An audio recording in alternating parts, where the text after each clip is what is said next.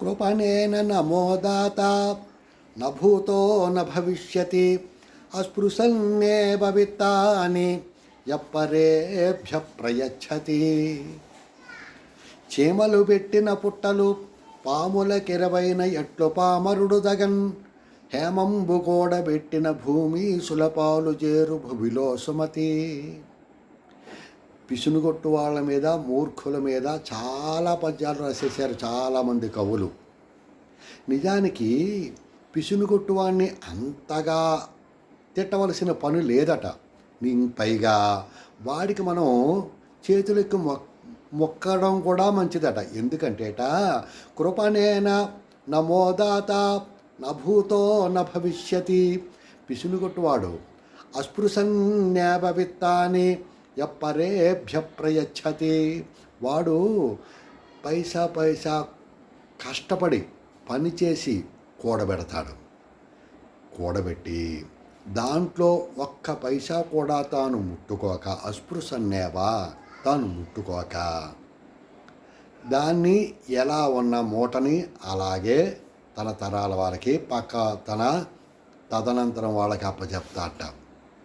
అందువల్ల వాళ్ళు పిసునుగొట్టు వాడికి రుణపడి ఉండాలి కదా.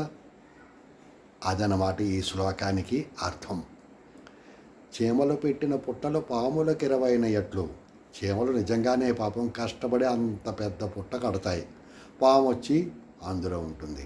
అలాగే వీడి యొక్క ధనం కూడా కష్టపడి సంపాదిస్తాడు, తాను ఒక్క రూపాయి కూడా అనుభవించక పక్క వాళ్ళకి అప్పచెప్తాడు. ఈ పిసునుగొట్టువాడు నిజంగా కష్టపడి పని చేసేటటువంటి శ్రమజీవి అయి ఉంటారు. నేను ఎరుగున్న వాళ్ళు చాలామంది ఎండనక వాననక. మిగతా వాళ్ళు ఓ 10 రూపాయలు అంత దూరం పెడితే మనకి 10 రూపాయలు వస్తుంది అనుకుంటాడు.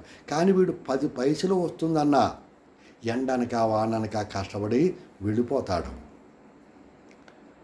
కష్టపడతాడు, సంపాదించుకుంటాడు. దాన్ని అప్పనంగా ఇంకొకరికి ఎందుకు వీడు దానం ఇవ్వాలి?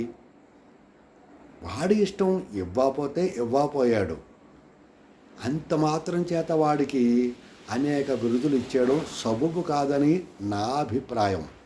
ఎప్పుడు వాడిని నిజమైన పిసునుగొట్టువాడు అనాలి, ఎప్పుడు వాడిని మనం అసహించుకోవాలంటే తల్లి లేకపోతే భార్య లేకపోతే పిల్లలు జ్వరం వచ్చింది, ఓ 10 రూపాయలు మాత్ర తెచ్చి ఓ 2-3 రోజులు వాడాలి, తగ్గిపోతుంది. కానీ వీడు పిసునుగొట్టుతనం అక్కడ వాడి కొంప ముంచుతుంది. ఓ 2 రోజులు ఆగండి అదే తగ్గిపోతుంది అంటాడు, అల్లం కషాయం తాగమంటాడు, లంకనం ఉండమంటాడు. ఆ వ్యాధి ముదురుతుంది, ఆ జ్వరం పెరిగి పెద్దదైపోతుంది. ఆఖరికి 10 రూపాయలతోటి పోవలసినటువంటి ఆ ఖర్చు 1000 రూపాయలు, 2000, 10,000 అవుతుంది.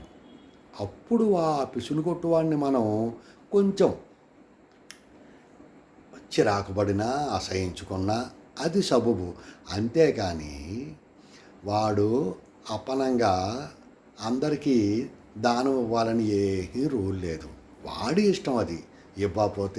ఇవ్వపోయాడు, ఎవరికి పెట్టపోయాడు. వాడే తిండు, మనకెందుకు పెడతాడు? వాడు ఖర్చు పెట్టడానికి వాడు వెనకాడుతాడు. ఇప్పుడు సత్యనారాయణ స్వామి వ్రతంలో ఆ వర్తకుడు ఉంటాడు, వాడికి సంతానం లేదు, భగవంతుడికి మొక్కుకున్నాడు. ముందర కూడా వ్రతం చేస్తాననలేదు వాడు, సంతానం కలిగితేనే వ్రతం చేస్తానన్నాడు చాలా తెలివిగా.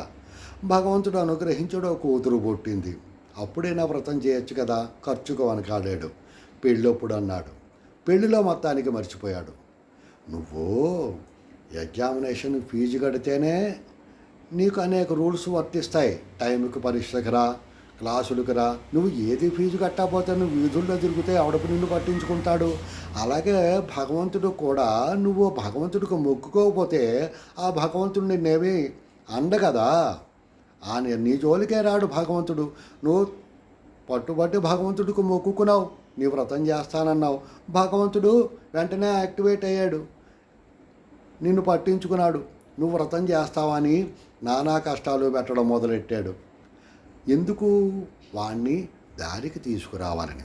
ఇప్పుడు పురాణంలో కథలన్నీ కూడా ఇప్పుడు సత్యనారాయణ స్వామి వ్రతంలోనే వీడికి జైలు పాలు చేశాడు, ఇక్కడ తల్లి కూతుళ్ళు మళ్ళీ దొంగల పాలయ్యారు, ఆడుకునేటట్టు చేశాడు. ఇక్కడ వీళ్ళు అనేక సంవత్సరాలు అల్లుడు మావ జైల్లో ఉన్నారు. ఇదంతా కూడా భగవంతుడు ఎందుకు చేశాడు? ఇక్కడ మనం ఒకటి గ్రహించాలి. పురాణాలు కానీ లేదంటే కథలు కానీ ఆ కథలో ఏం చెప్పదలుచుకున్నారో దానికి సంబంధించినటువంటిదిగా భగవంతుడిని మనకు చూపిస్తారు. ఇప్పుడు సత్యనారాయణ స్వామి వ్రతంలో నువ్వు నిర్లక్ష్యం చేసావు కాబట్టి భగవంతుడు నీకు కష్టాలు పెట్టాడు, దారికి తెచ్చుకునేటంత వరకు నీకు కష్టాలు పెట్టాడు. వేరే కథలో ఇప్పుడు ఇంకొక వేరే కథలో అక్కడ ఏమిటి? భక్తి ప్రధానం. నువ్వు ఎలా ఉన్నా సరే భక్తి ప్రధానం అని చెప్పదలుచుకున్నటువంటి కథల్లో ఏమిటి?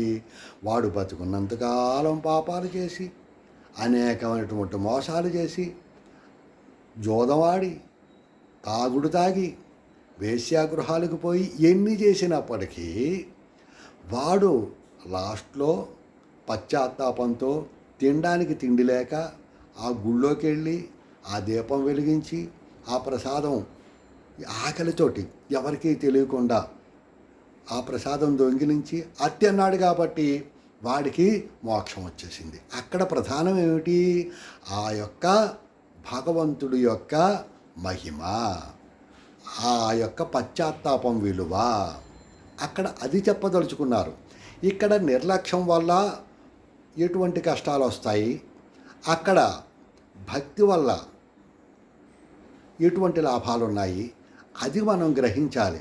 అంతేగాని సత్యనారాయణ స్వామి వ్రతంలో వ్రతం చేసుకోనంత మాత్రంలో అన్ని కష్టాలు పెట్టాలా? లేకపోతే ఇక్కడ వీడు బతుకున్నంతకాలం పాపాలు చేసేసి లాస్ట్లో ఓ దీపం వెలిగించేస్తే ముక్తి వచ్చేస్తుందా? ఇలా అనుకోకూడదు. అనుకుని మనం ధర్మాన్ని కాదనకూడదు. ఏది ఎలా చెప్తున్నారో దాన్ని ఆ విధంగా మనం గ్రహించి మనం చక్కగా మన జీవనాన్ని ధర్మపదంలో నడుపుకోవాలి అని ఈ శ్లోకాన్ని అర్థం అన్నమాట.